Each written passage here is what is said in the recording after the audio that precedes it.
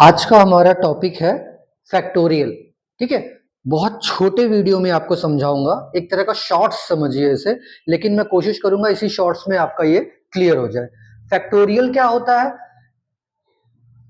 जहां भी आपको इस तरह का सिंबल मिले, एक्सक्लेमेटरी मार्क मिले, तो समझ लीजिएगा उस नंबर का हमें क्या निकालना है, फैक्टोरियल।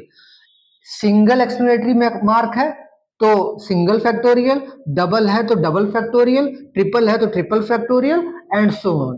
ठीक है, तो अगर हमें 3 का फैक्टोरियल निकालना है तो हम कैसे निकालेंगे? 3 से लेकर जितने भी उससे छोटे डिजिट होंगे 1 तक, उन सब का हम क्या कर देंगे, multiplication. 3 into 2 into 1 is equal to कितना हो जाएगा, 6। ठीक है, सिंगल फैक्टोरियल तो हमको निकालना आता है। ठीक है, यही तरीका है। 3 का निकालना है, 4 का अगर सिंगल निकालना है तो हम कैसे निकालेंगे, 4 इंटू 3 इंटू 2 इंटू 1 कितना हो जाएगा, 4 3 जा 12 और 12 2 जा 24 और 24 1 जा 24। ठीक है, ये आ गया हमारा सिंगल फैक्टोरियल। अब मेन कॉन्सेप्ट आता है डबल फैक्टोरियल कैसे निकालते हैं। डबल फैक्टोरियल 5 का मुझे डबल फैक्टोरियल निकालना है। तो डबल फैक्टोरियल का कॉन्सेप्ट ये होता है कि अगर डबल फैक्टोरियल है तो आपको बीच का एक नंबर स्किप करना होगा। जैसे 5, अगला नंबर क्या होता है 4, उसे स्किप करके नेक्स्ट नंबर क्या हो जाएगा 3। फिर 3 का अगला नंबर क्या होता है 2, तो 2 से उसको स्किप करके फिर अगला नंबर क्या हो जाएगा 1। तो एक एक नंबर को स्किप करना होगा।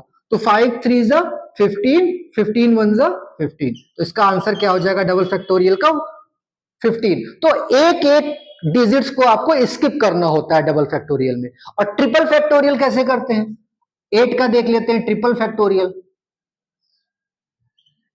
ट्रिपल फैक्टोरियल में अब आप कॉन्सेप्ट समझ गए हैं तो आपको दिक्कत नहीं होगी। अगर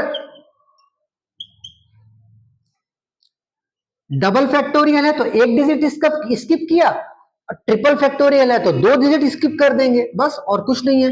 8 8 के बाद 2 डिजिट स्किप करेंगे, 7 और 6 को स्किप कर दिया, 5, फिर 5 के बाद 2 डिजिट स्किप करेंगे, 5 के बाद 4 और 3 को स्किप कर दिया, क्या आ गया 2।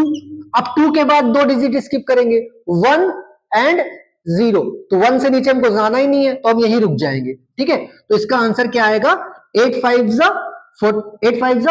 40 और 42 जा 80, तो आंसर क्या हो गया हमारा 80।